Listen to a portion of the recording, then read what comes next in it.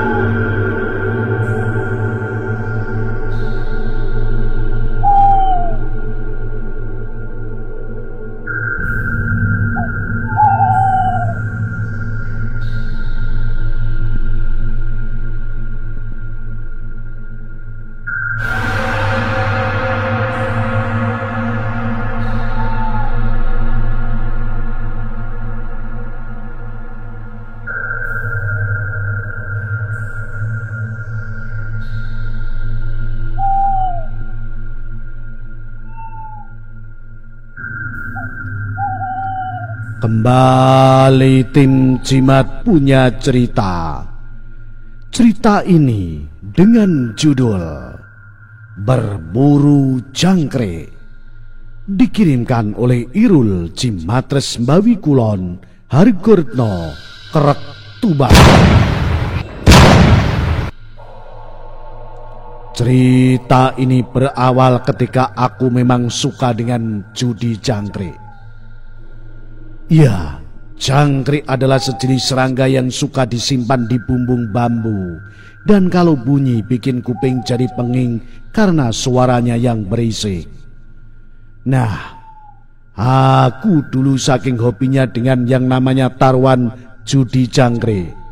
Biarpun harganya cukup mahal, kadang aku beli serangga yang satu ini kalau sekiranya aku taksir bakal menang di area adu. Selain seru, adrenalin pun ikut terpacu apabila menyaksikan binatang ini bertarung. Dan tak jarang mereka bertarung hingga mati. Apalagi jika si empunya yang punya jangkrik menang, senengnya nggak ketulungan. Serasa tidak ada lawan, juga bikin kantong jadi tebal karena menang taruhan. Pada suatu hari, kawanku sesama penggemar adu jangkrik punya ide. Kata dia, daripada kita beli mahal-mahal, mendingan kita cari saja sendiri itu jangkrik. Malahan kata dia tahu tempat di mana lokasi hunting jangkrik-jangkrik yang super. Akhirnya aku pun tergiur dengan ajakan kawanku yang satu ini.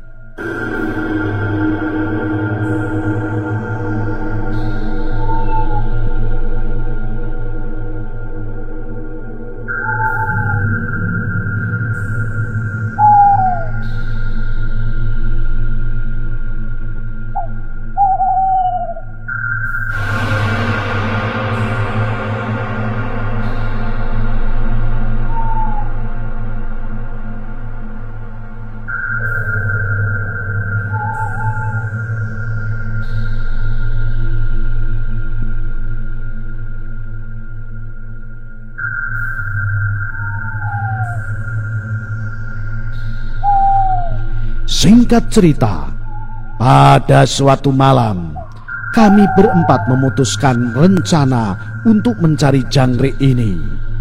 Setelah berkumpul dan menyiapkan segala keperluan di lapangan, seperti lampu senter untuk penerang, pisau belati, sekantung tas dengan bambu kletek untuk menyimpan hasil tangkapan, dan tak lupa menu wajib termos kecil berisi cairan kopi panas, dan beberapa bungkus rokok. Kawanku yang cukup berpengalaman di bidang ini juga tak lupa berpesan agar nanti di lapangan jangan sampai mati rokoknya. Artinya, selama berburu bara api rokok harus tetap menyala.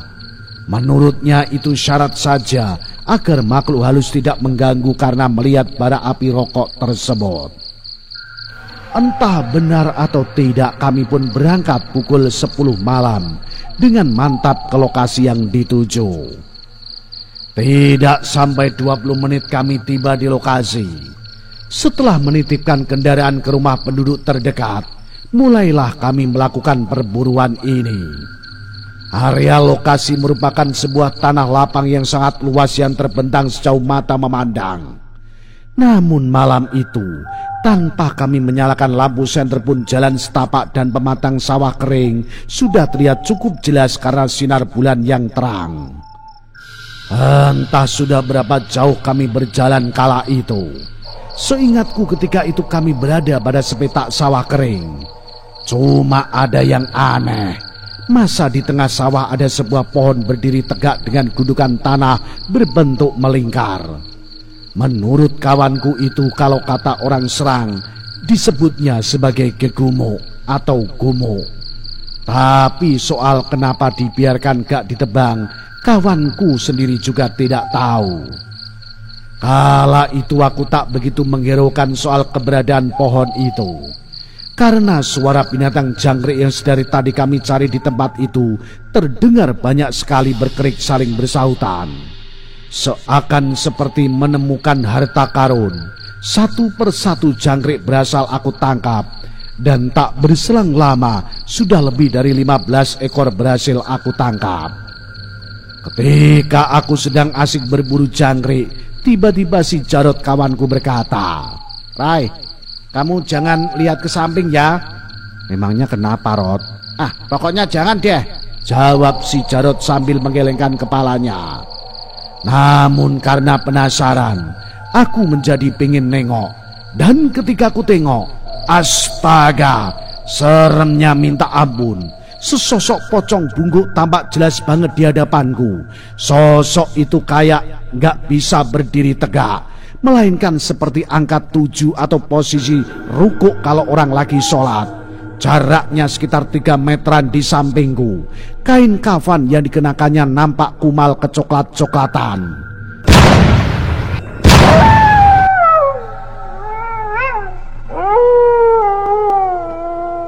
Kala itu dua kawanku yang lain belum menyadari kalau kami kedatangan tamu, karena mereka berdua sedang asik mengorek-ngorek lubang jangkrik.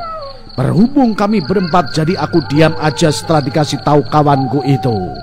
Tapi akhirnya kedua kawanku yang lain juga aku kasih tahu soal kehadiran makhluk itu. Hampir saja salah satu kawanku ada yang mau kabur. Kalau gak keburu aku tarik bajunya. Masalahnya kalau lari satu, bisa-bisa semua ikutan lari. Dan kalau sudah begitu malah jadi repot pastinya. Akhirnya kami berempat berpura-pura tidak melihat makhluk itu. Kami pun terus melakukan pencarian di petak sawah itu. Cukup aneh, semakin larut makin banyak saja jangkriknya, seperti tidak ada habis-habisnya. Saat aku meneruskan pencarian jangkrik, sesekali aku melirik keberadaan pocong bungkuk itu. Ada yang aneh, tapi juga lucu. Kenapa begitu? Makhluk itu memang tidak beranjak pergi, tapi juga enggak menghampiri kami. Pocong bungkuk itu tetap saja dengan posisi ada di samping kiri kami. Tapi kalau kami berjalan ke arah depan, dia ikut bergeser melayang ke depan. Dan kalau kami mundur lagi ke belakang, dia juga ikut bergeser ke arah belakang. Jadi malam itu, dia tetap sejajar dengan posisi kami kala itu. Dan beruntungnya, kalau kami menjauh, dia tidak maju apalagi menghampiri. Kalau sampai dia menghampiri, kayaknya jadi juga kami kabur kocar-kacir. Tapi tidak demikian. Makhluk itu seakan-akan menjaga jarak dengan kami. Pertama kali berburu kami mendapat banyak banget jangkrik malam itu. Kira-kira ada 40 ekor.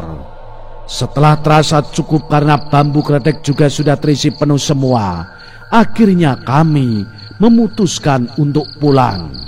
Namun si Jarot kawanku yang satu ini yang pertama lihat makhluk itu agak brengsek. Dia memaksa untuk menyortir dulu hasil tangkapan di tempat itu juga. Sudah tahu ada pocong, kenapa tidak nanti aja di rumah? Tapi akhirnya kami bertiga yang mengalah. Dia sortir sendiri hasil tangkapannya itu. Sementara pocong itu berjarak kira-kira cukup jauh, sekitar 20 meter, namun masih tetap terlihat walau samar-samar. Setibanya di rumah setelah melihat hasil tangkapan, aku cukup kecewa juga. Masa cuma 10 ekor saja yang disisain dari hasil tangkapan tadi, sementara sisanya dibuang lagi di lokasi tadi saat kawanku menyortirnya. Tapi ya sudahlah, yang 10 ekor ini pun memang betul-betul super dan besar-besar. Dari bentuk kepala dan perutnya terlebih taring dan kakinya juga bagus. Singkat cerita, ke-10 jangkrik hasil sortiran itu setelah seminggu kita rawat, akhirnya siap diturunkan ke arena. Mungkin di sini akan terasa lebih, karena memang betul-betul luar biasa ini jangkrik hasil tangkapan, tidak sia-sia. Biar kata dimandorin pocong saat didapetannya, tapi hampir dari 1 ekornya bisa memenangkan pertarungan sampai 3 kali berturut-turut. Kala itu di arena taruhan jangkrik, kami berempat kebanjiran duit karena menang taruhan. Tapi di sini ada yang bikin aku kapok dan tidak mau lagi hunting jangkrik. Ternyata perjumpaanku dengan pocong bungkuk itu tidak berakhir sampai malam itu juga. Pada suatu malam ketika aku sedang tidur, tiba-tiba aku mendengar suara jangkrik yang sudah tua. Biasanya juga memang tidak nyaring lagi, tapi bantat karena sayapnya biasanya agak rusak atau sobek. Awalnya aku tidak peduliin, tapi lama-lama kepikiran, kok suara jangkrikku begitu? Perasaan aku gak punya jangkrik yang sayapnya sudah rusak. Aku biasa taruh jangkrik-jangkrik itu di depan teras sudut rumah. Tidak aku taruh di dalam. Karena kalau ku taruh di dalam dulu juga pernah disemprot obat anti serangga sama bapakku karena berisik. Malam itu aku terus mendengarkan asal suara tadi. Setelah ku terka-terka rupanya itu suara memang ada dan bebarengan dengan suara-suara jangkrikku di luar. Takutnya jangkrikku dimainin kucing atau apa. Namun sebelum aku buka pintu, aku lihat dulu dari jendela. Apa yang aku lihat? Astaga, sampai merinding aku. Ternyata di situ ada si pocong bungkuk yang waktu itu aku lihat di lokasi perburuan jangkrik-jangkrik itu. Hampir saja aku pingsan, saking kagetnya. Mukanya hancur dan matanya melotot menatapku, tepat pas aku buka jendela kamar. Langsung saja aku ambil langkah 1000 sampai nabrak kursi ruang tamu dan ngibrit masuk ke kamar bapak. Dan sampai pagi aku gelisah tidak bisa tidur. Besok paginya aku langsung kontak kawan-kawanku yang kala itu ikut berburu jangkrik. Kemudian aku ceritakan perihal yang aku lihat semalam. Akhirnya kami semua sepakat untuk segera mengembalikan binatang itu ke tempat asalnya. Pagi itu juga, walaupun badanku lemas karena nggak tidur, aku memaksakan diri pergi ke lokasi tempat di mana jangkrik itu kuambil. Setelah sampai di sana kami pun melepaskan semua jangkrik-jangkrik itu. Dan setelah itu tanpa berlama-lama lagi, kami pun bergegas pulang. Semenjak aku kembalikan binatang itu ke asalnya, tidak ada lagi gangguan atau penampakan dari si pocong bungkuk itu. Hanya tinggal shocknya saja yang bertahan sampai 2 bulan. Kemana-mana aku jadi kena paranoid syndrome.